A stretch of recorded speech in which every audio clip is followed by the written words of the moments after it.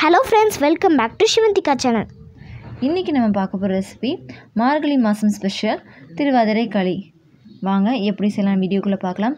அதுக்கு முன்னாடி Thiruvathirai channel like பண்ணுங்க, ஷேர் பண்ணுங்க, Subscribe பண்ணுங்க. பக்கத்துல இருக்க பெல் ஐகானை டிங் டிங் டிங் கிளிக் பண்ணிருங்க. வீடியோவை ஸ்கிப் பண்ணாம பாருங்க. முதல்ல ஸ்டவ் ஆன் பண்ணி கடாய் வச்சுக்கோங்க. கடாய் நல்லா ஹீட் ஆகட்டும். இப்போ இதில் 1 கப் ரேஷன் பச்சரிசி எடுத்துக்கோங்க. அதை லைட்டாக வறுத்து விட்டுக்கோங்க. இப்போ 1 கப் பச்சரிசிக்கு அதே கப்பு 1/2 கப் சிறுபருப்பு எடுத்துக்கோங்க. பச்சரிசியும் சிறுபருப்பும் சேர்த்து நல்லா வறுத்து விட்டுக்கோங்க. லைட்டாக கலர் சேஞ்ச் ஆகிற அளவுக்கு.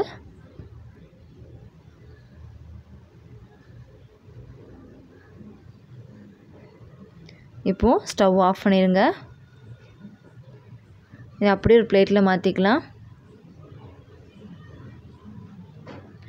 இதை இப்போ கொஞ்சம் கொஞ்சமாக மிக்ஸி ஜாரில் போட்டு நல்லா பவுடராக கிரைண்ட் பண்ணி எடுத்துக்கலாம்.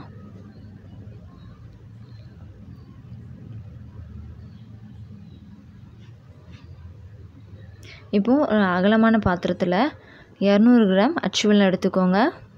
நல்லா தட்டி வச்சுக்கோங்க. இப்போ இதில் 1 கப் தண்ணி ஊற்றி கட்டியே இல்லாத அளவுக்கு நல்லா கொதிக்க விட்டு எடுக்க போகிறோம்.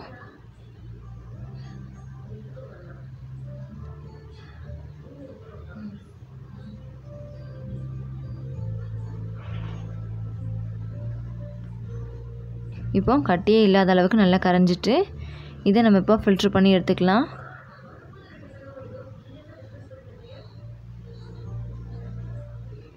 இப்போது ஸ்டவ் ஆன் பண்ணி ஒரு அகலமான பாத்திரத்தில் வெள்ளைப்பாகு வச்சுக்கலாம். இப்போ இதில் நம்ம அரைச்சி வச்சுருந்தாலே பச்சரிசியும் சிறுபருப்பும் சேர்த்து அந்த பவுட்ரு இதுக்குள்ளே கொஞ்சம் கொஞ்சமாக போட்டு கட்டியே இல்லாத அளவுக்கு நல்லா கிண்டி விட்டுக்கோங்க. ஒரு ஏலக்காயும் பிச்சு போட்டுக்கோங்க.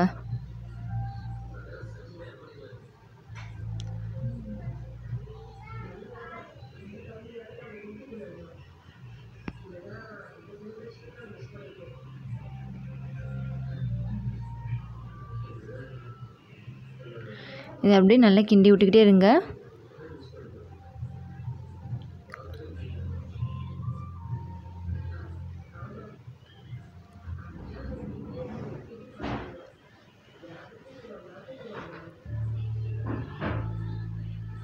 இதில் இப்போ 1/2 கப் தேங்காய் பூ ஆட் பண்ணிக்கோங்க.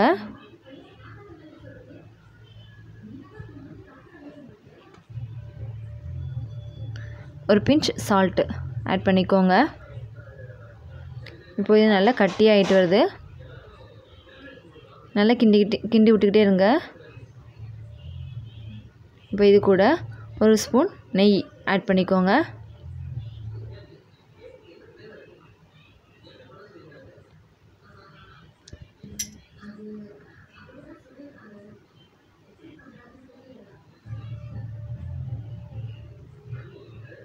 இப்போ நல்லா கிண்டி விட்டதுக்கப்புறம் ஸ்டவ் ஆஃப் பண்ணி இதை அப்படியே ஒரு குட்டி பாத்திரத்தில் மாற்றி வச்சுக்கோங்க.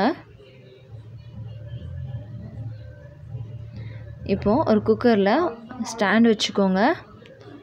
இதில் 1 டம்ளர் அளவுக்கு தண்ணி ஊற்றிக்கோங்க, ஸ்டாண்டு முழுகிற அளவுக்கு.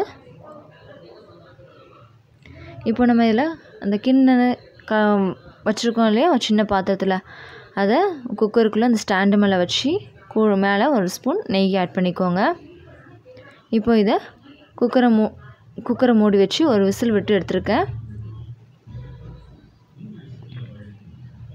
பார்த்திங்கன்னா அப்படியே உதிரி உதிரியாகவே வரும். மேலே நெய்யில் வறுத்த தேங்காய் பூ ஆட் பண்ணிக்கோங்க. இப்போ சூடான திருவாதிரை களி ரெடி. இதை நீங்களும் ட்ரை பண்ணி பாருங்கள். ட்ரை பண்ணி பார்த்துட்டு எப்படி இருக்குன்னு கமெண்ட் பண்ணுங்கள். இது வரைக்கும் நம்ம சேனல் சப்ஸ்கிரைப் பண்ணாதவங்க ப்ளீஸ் சப்ஸ்கிரைப் பண்ணிக்கோங்க.